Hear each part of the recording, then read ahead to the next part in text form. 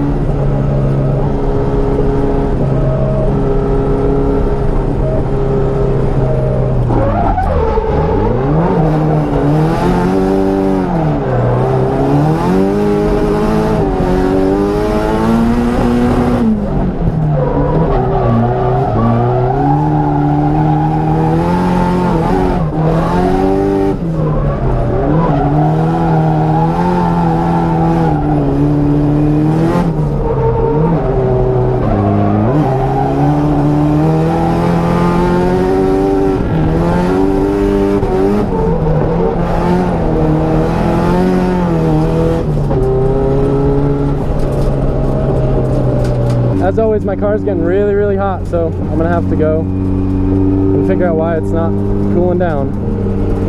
Maybe another coolant issue. All right, so one of the people that I was really excited to see here is my friend Kevin. You guys might remember from that other video we made. Kevin, what is this to you? It's like a child. This is his old car. So I've told you guys before, Kevin owned the car. I got it from him. He's the one that started the whole cream thing.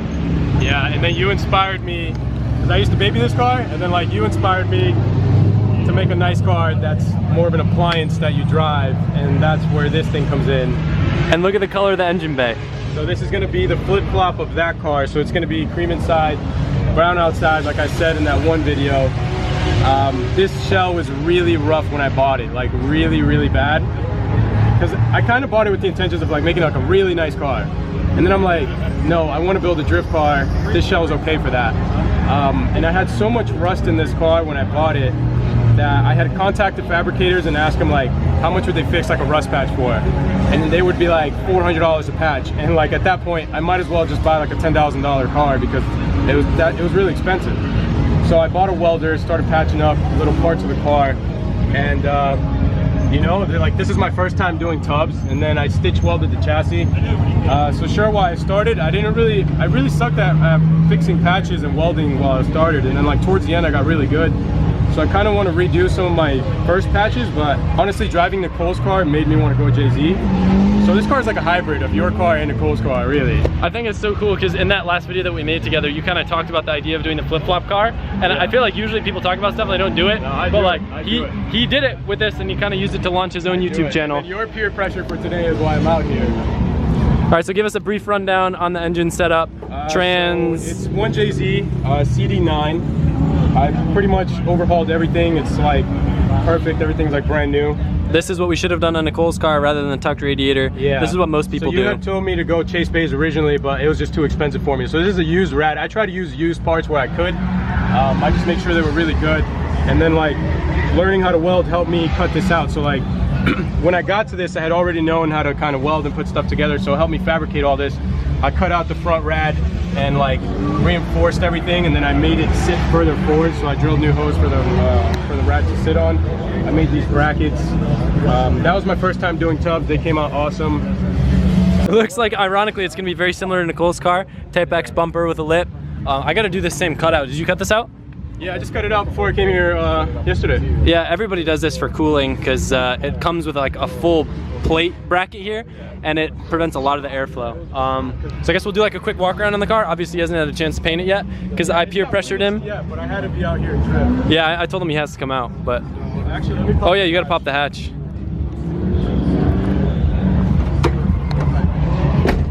So with this car, it kind of worked outside in. Damn, dude. I wish I stitch welded mine. I went inside out. Oh, dude, it was such a pain in the ass, man. Shout out to Bub doing that on my S15 right now. I don't think I'd ever do it again. I mean, maybe I would, but it's really bad. It's worth it though. Like, I see a stitch welded car and I really appreciate it. My fingernails and like fingers were like beat to crap. I felt like a ballerina would be like on her tippy toes. Inside looks still like pretty relatively stock, nice and clean. Yeah, I try to keep. Oh, we gotta get you a wheel, dog. I should have brought one for you. I might have one in the trailer, maybe. Dude, that'd be awesome. Yeah.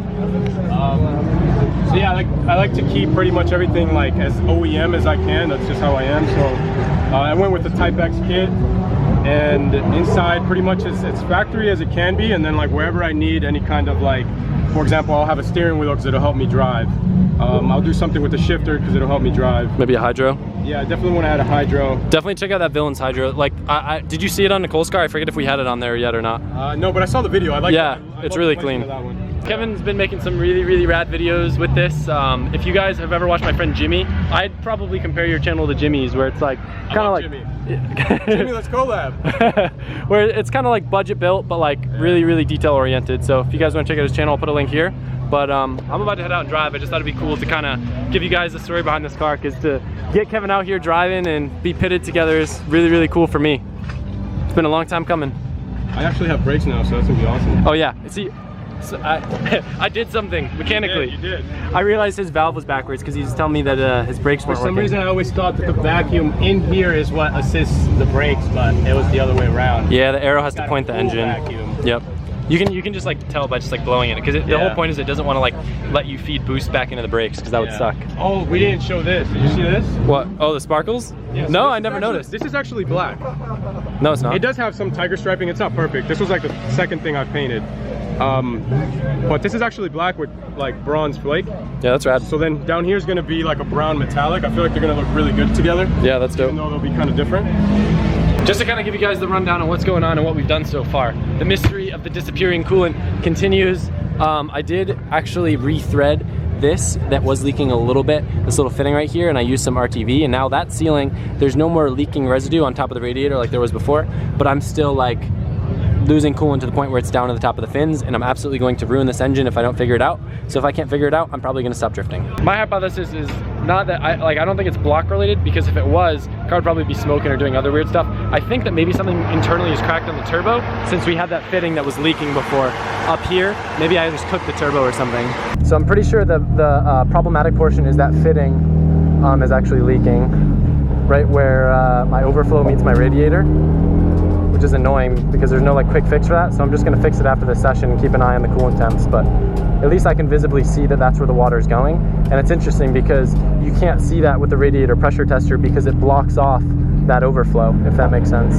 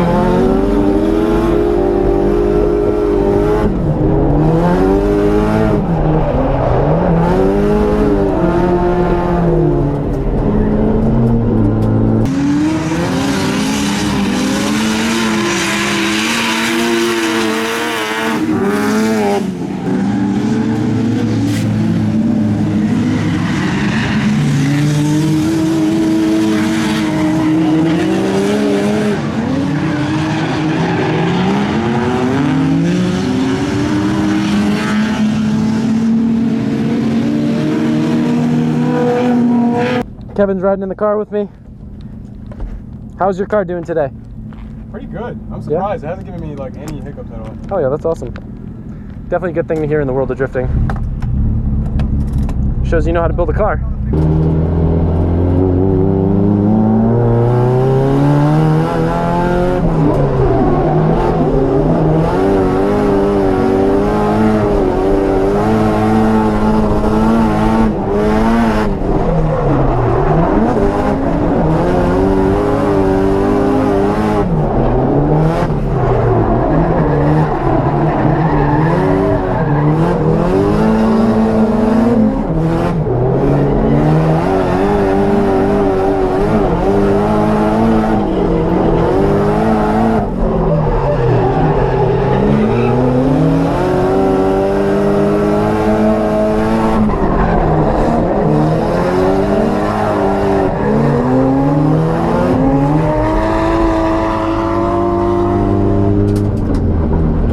A little bit better. That was like crazy close.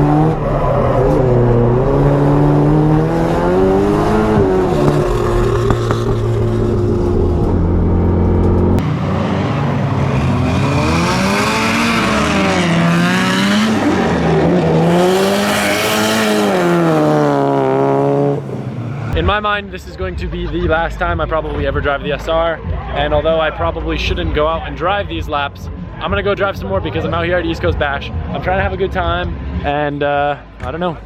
If I'm gonna ditch it, I might as well just have one last hurrah, you know? If there was any doubt in my mind that karma existed, or bad luck, or strange bad things happening, I believe it now. So check this out.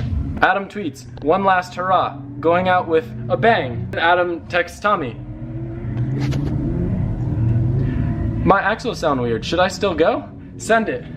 I did just that, I sent it, and you guys are about to see the clip of what happened.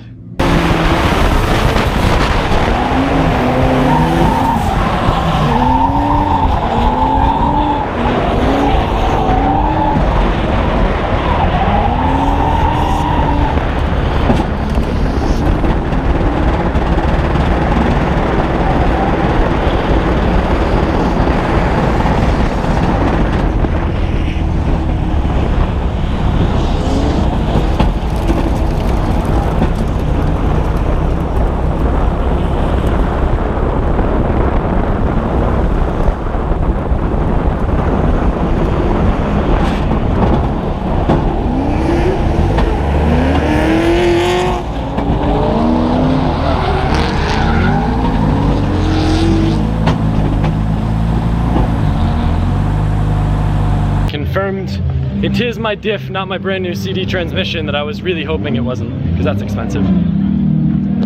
Axles are turning, but drive shaft is not. That's a dead giveaway. Oh hey, diff side track swap. Yeah. Diff side track swap. Dude, we even haven't started partying yet. We're sad because we wanted to party, not work on cars.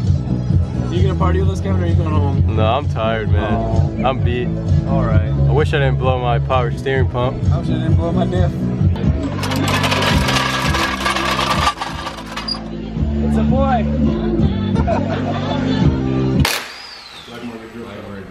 Got a tailgate away from Blackmark? That sounds really bad. Yeah. Black market diff. How long have you running this diff? I don't know. I don't remember. See, I don't remember if this is spool or welded. If it's a welded, I've been running this for like 3 years. If it's a spool, then I haven't run it for too long. That's weird. Oh, that is a spool, isn't it? Oh, wow. Oh, it is. Yeah. Good stuff. Oh, she's stinky. Oh, well, you didn't break the diff. What? You didn't break the diff. What did I break? You broke the pinion. Oh, that's dope, because that means the spool's still good, right? Yeah, yep. Look at the gears. Hold up. Hey guys, welcome. We got Wawa food. We haven't started partying yet. It's already like 12:15 and we're kind of bummed because we're worried that everyone's gonna be all partied out by the time we finish eating our Wawa sandwiches. I'm so excited to change a diff tomorrow morning because tonight no more diffing. It's already changed. If Nicole's here, instead of swapping diffs, we'd be doing differential equations because that's the type of stuff that she's into. Oh wow. Oh wow. I should probably clear up, like, I know a lot of people are gonna be wondering, like, why does Tommy keep driving the truck? So technically, we actually realized that now it's Tommy's truck because he's put more miles on this thing than I have. Correct. Exactly double. But all jokes aside, he just likes driving the truck so much that I have to fight him for the freaking keys, right, Tommy? Correct. Yep. This is my truck now. But it is really nice though because I'm able to like focus on like responding to comments or like social media stuff while he's kind of helping out. So much appreciated. All right, we're back at the track and we're gonna end the video here. There may be another drifting video tomorrow, there may not. I don't know, we'll just have to see if we get the car back together. But we're gonna do that tomorrow morning. Hope you guys enjoyed the video. Thank you and bye. Goodbye. When you said